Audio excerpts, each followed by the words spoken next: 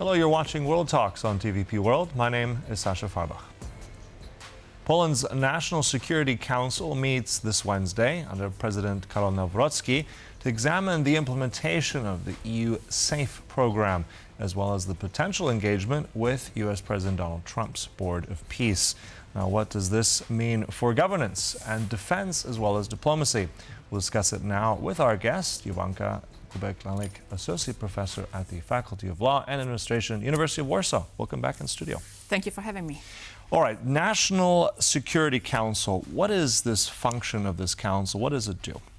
Actually, it's a constitutional body, which is an advisory body to the president. So president, as the supreme leader of the military forces, and also with his role, supervisory role in terms of security policy in Poland, he has this opportunity to use this instrument, this mechanism, to coordinate the information when it comes to the security policy and to discuss important aspects, relevant aspects with different party leaders, also, of course, with the Prime Minister, with the ministers responsible for the internal and external security, with the Speaker of the Sejm and the Senate, so two parliaments.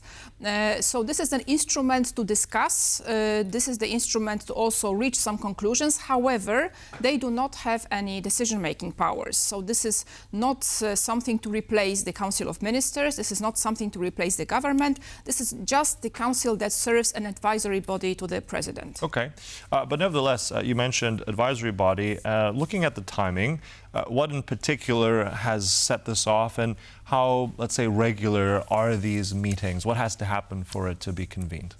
The meetings of the council are not regular. The council is taking place when the president requests the council to take place, which means that it takes place when the president is asking for this kind of meeting. Until now, this president, Karol Nawrocki, this is the second meeting of the council. The previous one was in September after the intrusion of the Russian drones to Polish territory.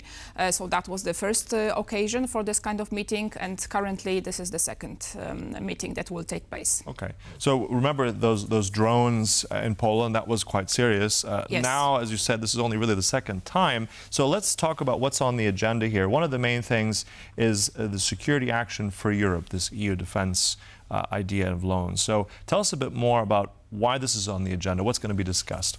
Well, SAFE mechanism is the mechanism of the EU. This is a new European Union policy that is supposed to strengthen the defense capabilities of the European Union.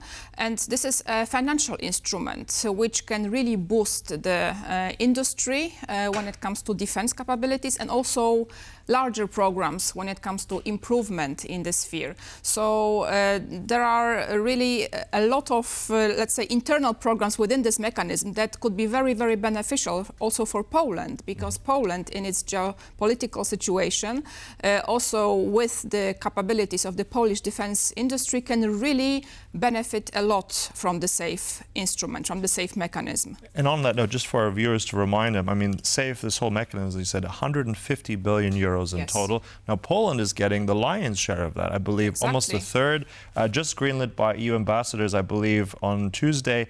I think it's 44 billion euros. That's a lot. So this is now being discussed. What are the, in your mind, the specific questions or concerns that the president might have with this? Well, probably the president would like to ask how this money could be used for the benefit of improving Polish security, safety, and also defense mechanisms. Probably he's also interested in understanding better how this mechanism is going to work, because, of course, this money is not, let's say, given to the member states of the EU. This is a loan mechanism. However, it's still very, very beneficial because it's on much better terms than any other loan would have been in this case, which means that probably he would be also interested in finding out, in understanding better how this mechanism is going to work in practice. And let's ask also about the constitutional element of this. You said that this Security Council is convene at the president's behest. However, it doesn't have any decision-making powers. It is an advisory body. So, but then looking at how SAFE would be implemented, potentially a draft law, I take it, in what stages can the president in any way veto a law here? What's the interplay here with law and politics? Well, of course, President has a very specific role in terms of the defense policy. He is not actively engaged in the, let's say, operation of the defense policy, because this is up to the government, to the Council of Ministers and Minister of Defense, who is, of course, going to be present during the Council meeting. President has more of a supervisory role, of a coordinative role. So, of course, he needs to be informed about all the decisions in the topic of defense that the Council of Ministers is taking.